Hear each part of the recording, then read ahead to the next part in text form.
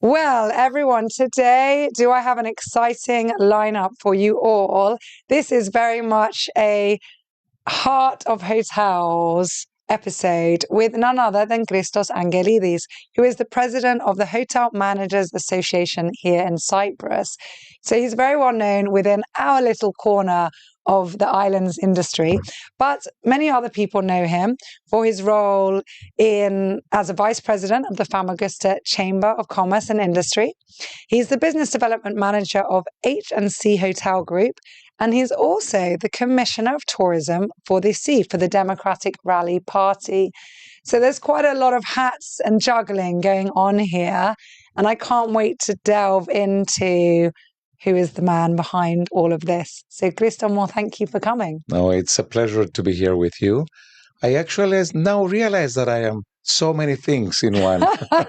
When it's summed up. Yeah, because it's in the daily routine. Yeah. And you are accustomed to everything you do. You forget the titles, and it's just the process, and it's the task, and it's your daily accomplishments you have to go behind and do. So titles are interesting, yeah. Secondhand. Oh, that's so nice. Well, let's start with a little bit about you. First of all, tell us about you. Who are you, and how did you get into hotels? Well, I was born and raised in Famagusta, so I have the memories of the saddest, page of history of Cyprus. How old were you when the invasion happened? I was 14. 14. So you really remember it? I really remember Famagusta. I remember the war. I remember the refugee time, which is, when you're a teenager living in an innocent, in your innocent period of life, and you're all happy. In Famagusta was a dream place to be. Tourism was blooming, culture, it was just and it was just beautiful. And the beaches were still unbeatable across Mediterranean. So, and where were you a refugee? We ended up in Limassol after staying in different places, but we ended up in Limassol. Friendly place, but not yours. However, we are, thankful that we are hosted in Limassol. I actually met a lot of friends, but also most of Famagustians ended up in Limassol because there was availability. The British left the housing they had in the city, in Berengaria or in Western Limassol. You know what? So I never thought about that. That's, you're the first person that's pointed that out. Yes. To me, at least. Yeah. That's why there are so many Famagustians in Limassol. And also that there was the sea. I mean, between Nicosia, let's say, and Limassol, Famagusta was a thriving town, and the second best was Limassol. So it made sense for a lot of people to come here. So I finished up the school in Limassol, and I moved to Athens to study sports. Wow. The reason that I wanted to study sports is because at the same time, I was playing volleyball. I'm proud to say that I was one of the better ones at the time. So I can imagine, actually. This does not come as a surprise. So No, I actually played for the national team of Cyprus, and I moved to Athens to play for Olympiakos Piraeus in a professional level. So that I forgot to tell you at the beginning about the sports career. Don't tell me. Is there another? Don't tell me you're head of like Goa or something. No. So I played for 6 years for Olympiakos, and I had a brilliant career with European accolades and trophies. Olympiacos was one of the best teams in Europe at that time. Wow. So I was part of that great team. And also I played for quite a few years for the national team of Greece. That's amazing. So I completed this international career in Greece, and I moved to Los Angeles to pursue my studies in sports management. Okay. The reason being is that I was excited about the Olympics, which presumably were supposed to come in Athens in 1996 for the 100th year celebration. Yeah. Of course, Atlanta got it with Coca-Cola on the side. So I pursue the big events structure in the business school in coordination with the sports department. And I did this special sports management masters. Okay. In the process, though, I realized that I needed a bit more. So I changed schools and I went to the public management and policy. And I started all over.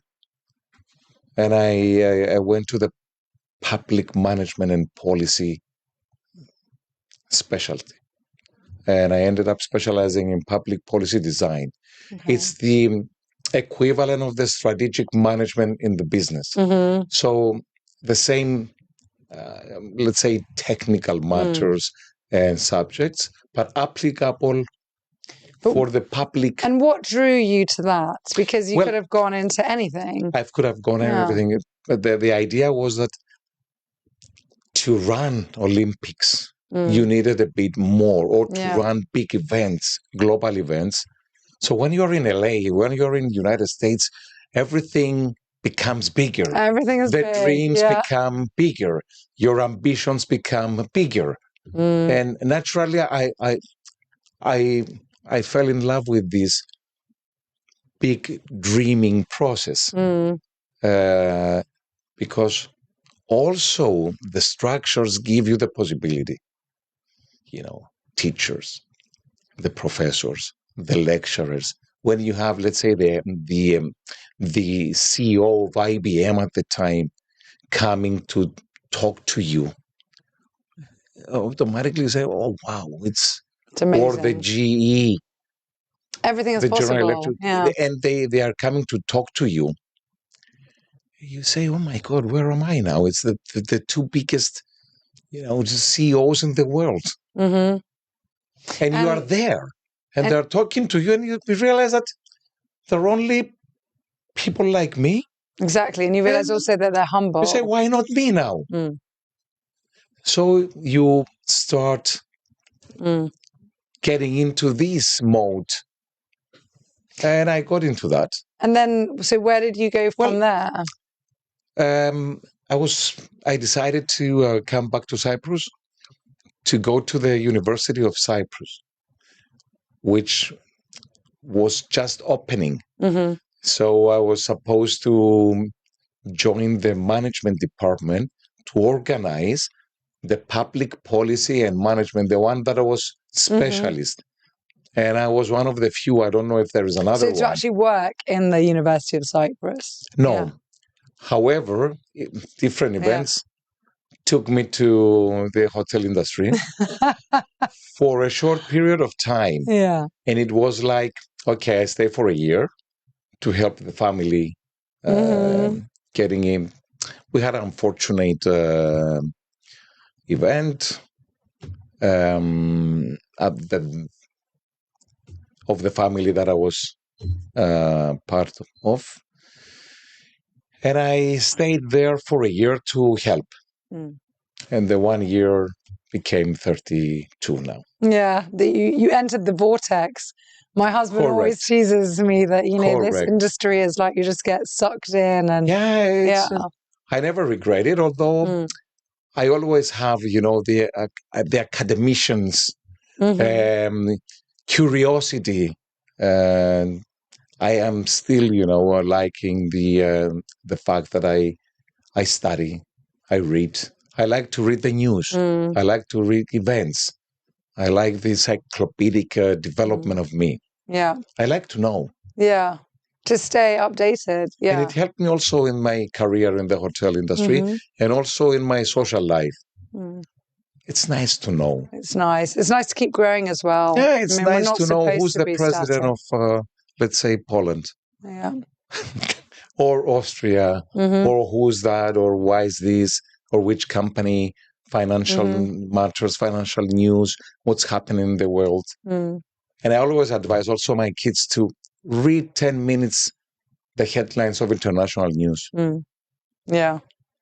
Yeah. So tell us about family, talking about kids. Tell us about your family. Okay, I have 2 kids. It's Harris, which is 21 and is studying international finance and business in Cardiff. Amazing. And the younger one, Clary, she's more artistic. She likes drama, dancing. So she haven't yet decided how she will combine all this. She's more into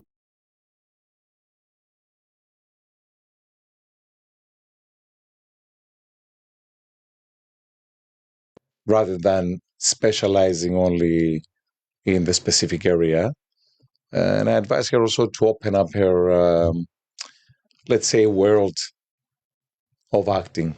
She's good at literature and languages. Wow. That's so a gift. It will help her into her career as an actor. Yeah.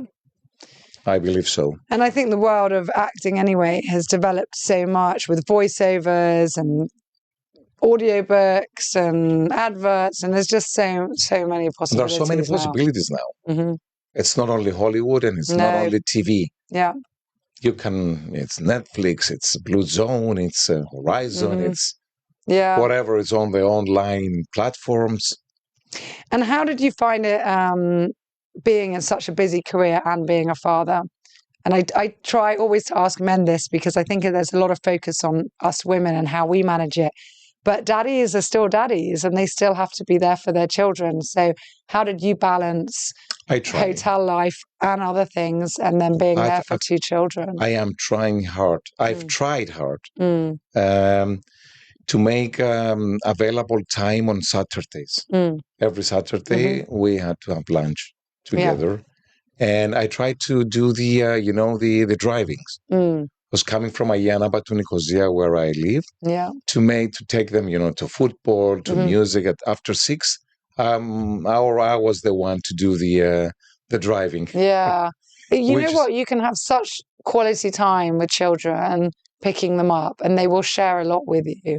I also think it's important. Yeah. It's the best time because they cannot go anywhere. Yeah. They sit in the car and they have to talk to me. Yeah. Or it's a time that I can talk to them, or I could have talked to them.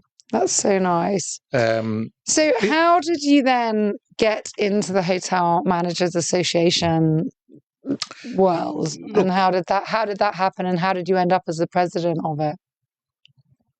I like to think I'm likable. I think you are very likable, as everyone listening to this will see. And I am always involved, with the social life of the organizations. And I'm very social as a person and very involved with philanthropic institutes that I took from the family and from my mother, the late Christos Angelides, who was also a very popular lady in Cyprus. She was, by the way, the first minister of education in Cyprus, and very politically involved and socially, and a poet and a philanthropist. So my was she mother, a big? Did you say it was your mother? I would say it started off with my father, who was studying philosophy, and then he moved into law. But in between, he was a member of the parliament for 10 years. A very enlightened person, a very well-read. He was fluent with Latin, ancient Greek, and English, besides Greek. So he was a very well-read person, and very calm. So the first influence was the father, talking to us in a calm way with advices and stories. Yeah. But we unfortunately we lost him very early. He was gone at 48. Wow. Yes. Very, very, very young. Yeah. I think my mother with 3 teenage kids, being a refugee at that time, she grew stronger. She had to be. And became resilient. And she decided to focus on helping society besides us. So I would say father, but then mainly mother, the bigger influencer. And it sounds like they were both powerful forces, but calming ones as well. Correct. That's why they were very likable. And my mother, that was one of her main characteristics. Determined, but also quiet. Calm. Peaceful, but target-oriented and task-oriented. Always. Admirable qualities. Admirable, yes. So she, I cannot say that I follow up her footsteps, but I am in that direction. Yeah. So you went into the Hotel Managers Association. You were voted in as president. Yes. And you've been the president for... That's my second term, which ends up in now. a month from now. I'm getting a lot of pressure and requests to stay on, but I have another task now. Let's talk about your other task. Yeah, I want to run for the European Parliament with Δημοκρατικός Συναγερμός, with the party. So that's my new. I wouldn't say ambition. It's something that I want to do. It's something that I believe in because the European Union, it's the privileged area where a person who deals with politics in Cyprus can offer. Of course, it's my belief that anyone who becomes a member of the parliament has to be well equipped, education-wise, socially, and mainly technical expertise, besides the academic. And when I mean technical, I mean professional. Someone who's come through work, through experiences, through interaction with people, through interaction with the international community, like we are in tourism. Yeah, like real life experience, not just theoretical. No, how negotiation works, you know that, how hard they work in hotels. How the international system of travel and tourism works. Airlines, tour operators, travel agents, banking, insurances. And how it's changed. Transfer, and how it's changed over the years. Yeah. I started work when telex was in place. I was about to say. Remember? Of course for me, no, I was fax. It was fax. Yeah. It was fax. Imagine, that really shows my age. I was just fax. I was the first one in the company to get an email. And it was like, whoa, what's she doing? It was novelty. Yeah. So now we're getting, the reservations and the images and emails on our phone. Yeah, I know. Which it never stops. Never stops. Which is a nightmare. And do you remember when Blackberries came out and it was the big dilemma, are we going to get a Blackberry or not? And then we ended up checking emails at 3 a.m. and correct. And now it's normal, So going back to the European Union, I believe that Cyprus ought to be represented, not because it's me we have to be represented with people who can really influence decisions through knowledge, through experience, through negotiation, through lobbying. because we have a lot to gain and a lot to bring back to Cyprus, particularly for the economy, for tourism. Have a lot to bring back. What would you like to see changed? Like, what's your vision?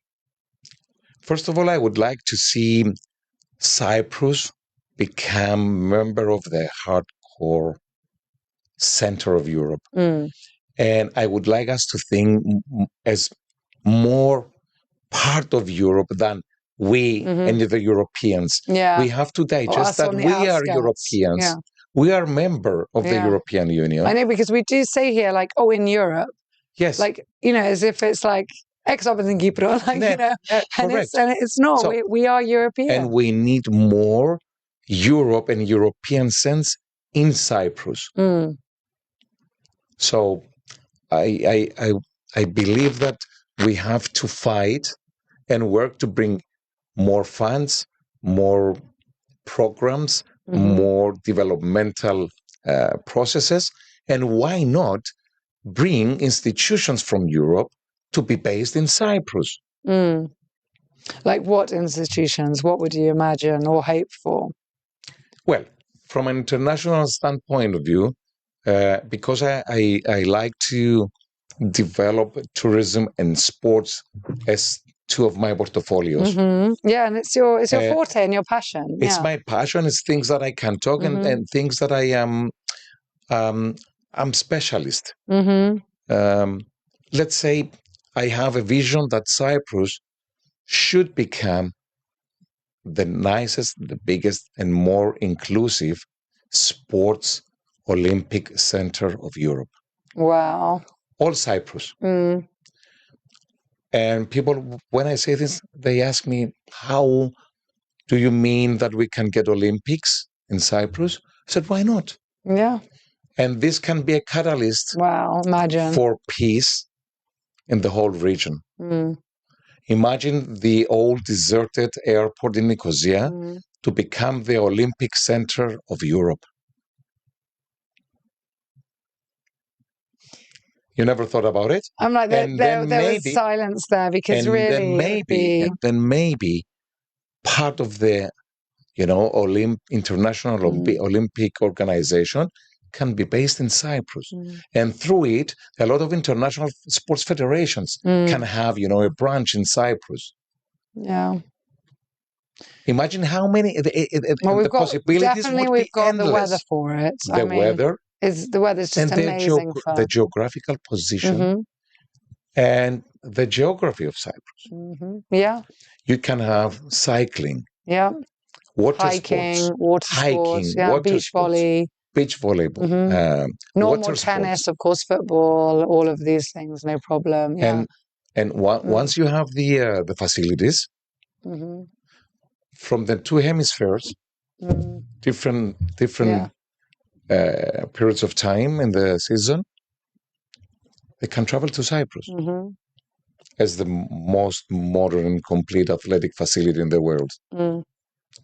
It's doable. It's a big dream. It's a big dream. But it's doable. Of course it's doable. I mean, 40 years ago, no one would have guessed in a million years, or they would have laughed if someone had said Cyprus will become what we've become now. 40 years ago, someone would have laughed their head off. And the reason, going back to Los Angeles, University of Southern California, USC, where I pursued my studies, was the main Olympic venue with the Coliseum, which is part of the city and the university, and the Department of Operations and Public Management was the operational department running the Olympics. And how did they run the Olympics? Peter Uberoth was the manager of the Olympics. He went to the companies and he said, McDonald's, you will organize and deliver the Olympic swimming pool to USC. So he went to USC and asked them, you guys, I will donate you the facility for swimming. You will host the Olympics. The pool is yours, but it has to be named McDonald's Olympic Swimming Pool forever. Yes? Yes. So he went all over the universities and he put different venues in universities. So after the Olympics, the universities had perfect facilities, the city perfect facilities, and the Olympic Committee didn't pay anything. Only the companies. Global corporations, of course. Yes. But it worked. But it's still amazing. It worked. So we could emulate this model. Go to Amazon, which it's nothing, to give you 20 million to make a swimming pool and name it after Amazon Olympic swimming pool in the venues that you have in Cyprus. It only takes a dream, a dreamer, and a doer. Yeah. I would like to be that one. Yeah. That's amazing. I'll vote for you. I'm already sold. So, okay, you've answered a lot of this, but I'd like to go deeper. Why is politics important to you? I mean, obviously, you grew up with it. You've seen it from your two big mentors. We know why politics is important, but to you as Christos, why is politics so important? Well, it's a twofold. The first one, I would like to be in politics because I believe that we all should deal with politics in one way or another. We all have to be involved. And well, it affects everyone. It affects everyone. And I reached the point where I want to be part of a system that makes decisions for my country. So that's my main. And make a positive change. Have you felt frustrated then in the past by things maybe not being ideal or always. Yeah. Name one who is not frustrated with the state of affairs. We all complain about A, B, C, D, E, F, G, about everything. Yeah. So rather than complaining, you're like, I want to. Rather than complaining, I decided to move from the second line to the front line. I was always involved with politics, with my party, but on the second line with committees, development of tourism, economy, and other aspects of politics. But now I decided to come forward. Yeah. I believe it's time. I'm ready. I'm well equipped, and I would like to do it. Yeah. And I have a big dream for Cyprus. Yeah. Well, it definitely sounds like it. Well, I've gone through, all the stages. I grew up with two people who were politicians. I studied politics mainly and how to make political decisions.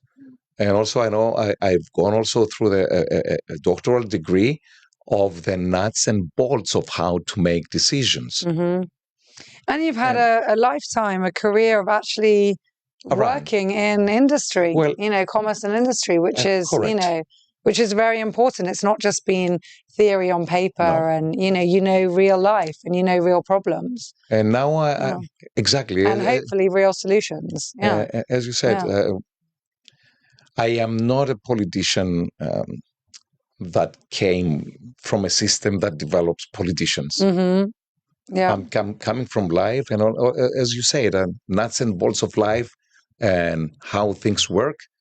And also I know the difficulties of people who are in work. As as a hotel owner and manager, people who work, for less money and they have to get through life.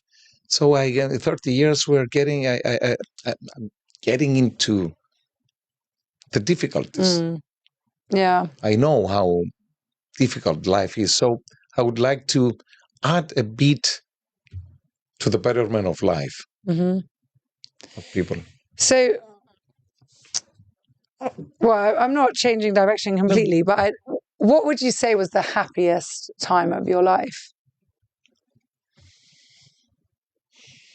Which may or may not have something to do with politics, but...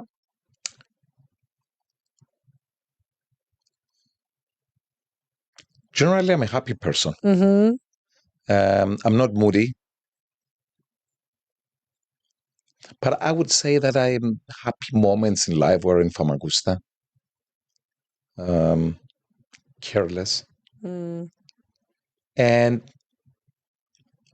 if I can, put them in incidents or periods, my sports career was a good one because it came through hard work. Mm. I had to study and also I had to train for 4 hours daily. Mm. So the achievements were giving me a lot of pleasure and pride. Mm. And looking back now, I think that was a happy moment for me. Of course, like everyone's when your kids were born. Yeah. Although they're also giving you the hardest of times. Yes, definitely. But generally, although, as I said, I went through different times and aspects. Generally, I'm a happy person. You are. I've never complained. Mm. It's one of the things that it's a motto of me. Well, never I think you're complain. a doer. So even if something will bother you, you'll just keep on moving and fix it and move on. You're not going to dwell. I try. Yeah. I try. Interesting. And what would you say, do you have a funny hotel experience or something like super memorable from your career that stands out? Well, the funniest of times were, when I was on road. Yeah. With a lot of Cypriots at the early times. Yeah. In buses. Yeah. To do the road shows. Yeah. And we're going with dancers and musicians all over, snowy Europe, from restaurants to hotels to present Cyprus and present the hotels. Yeah. And naturally, I had to dance and sing. And because I'm a good singer and dancer, everyone was pushing me in the dancing floor to make all the travel agents excited about dancing the Cypriot, the Greek dancing and singing. And I think for many of us and many people that have been on this podcast, we've all Christos Angelides, Christos Angelides. I mean, so many different people have been on, and we just laugh a lot about the trips. It was a period about 10 years, very intense with road shows. Yeah. But I think we've made a big mark at the time. Yeah. All of us, a lot of people were doing that. And it was a different world. I mean, we still go on our trips now, but obviously it's less. And, way back when there was even the public exhibitions. I mean, you'd go to an exhibition and it was about getting individual bookings. Remember. I remember you that time. I remember you. I mean, that's how people were booking. You'd be like, yes, they booked a week in our hotel. Yes. I mean, imagine now. Now it's all about online. But then it was to get the physical brochure to... Correct. And I mean, we laughed, didn't we? We laughed a lot. It's the happy times. Indeed. So a favourite quote. Do you have a favourite quote or saying? I have a favourite belief. Mm-hmm. I don't know whether it's a it can be a quote. Yeah. Never lie to people. But mainly never lie to yourself. I love that. That's amazing. That's also the advice that my father gave me, and that's the advice that I give to my kids. Mm. You are the only one who knows whether you did or you are doing what it takes to reach your dreams, or to be good at school, or to be good at sports, or be good with your friends. Yeah, and be true to yourself. And be true to yourself. Mm-hmm. Because that's the only way to improve yourself. Yeah. If you lie to yourself and if you lie to people around you, you will never improve. Yeah. If you lie to people, you will have to say another lie to cover the first one, and then you end up with a chain of lies. Yeah, and snowball effect. Yeah. Well, and then you just end up with becoming a fake person, don't you? And then a an fake unhappy person to yourself as well. So I like to judge myself. Not that I don't like to be hard on myself, but I'd like to be honest. Whether, you know, in the evening when I go to bed, I try to review the day. I did what I had to do. What could I have done differently, or what is missing still what piece is missing to achieve what I needed to do? Have reflection time, which Unless is really you important. reflect and be truthful, you will never succeed in anything, even in small things.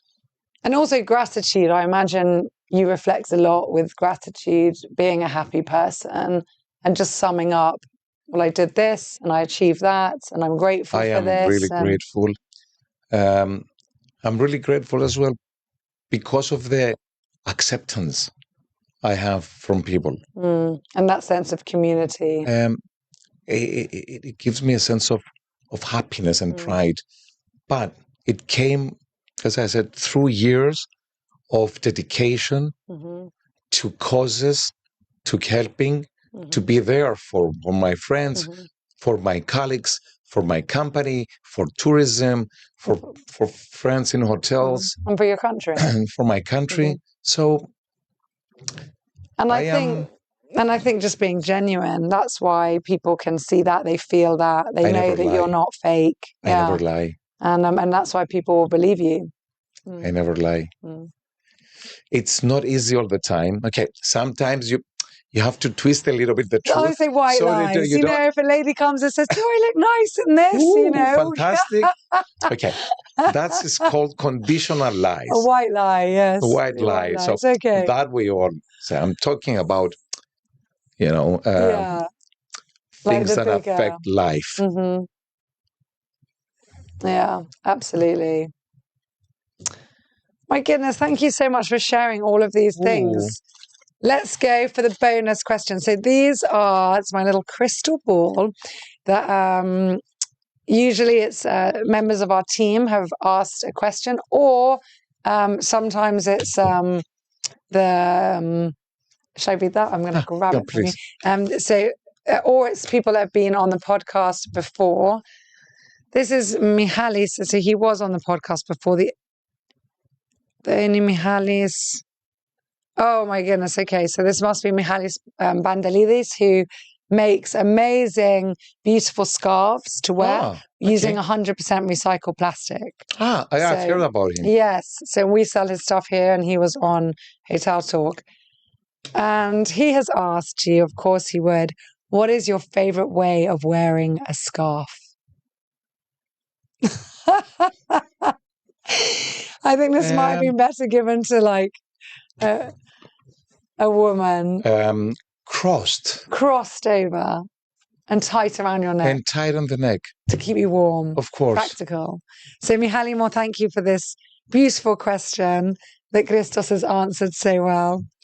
Thank you. Thank you so much it's a lot of fun. for hosting me. I loved it, and thank you for sharing so much. And I really wish you genuinely all the best in your bid for the European Union Parliament, and keep on doing what you're doing, and keep making us all smile and feel happy every time we see you. Thank you so much. And for all your contributions everywhere and all these different avenues that you're in. Thank you for having me. Thanks a lot.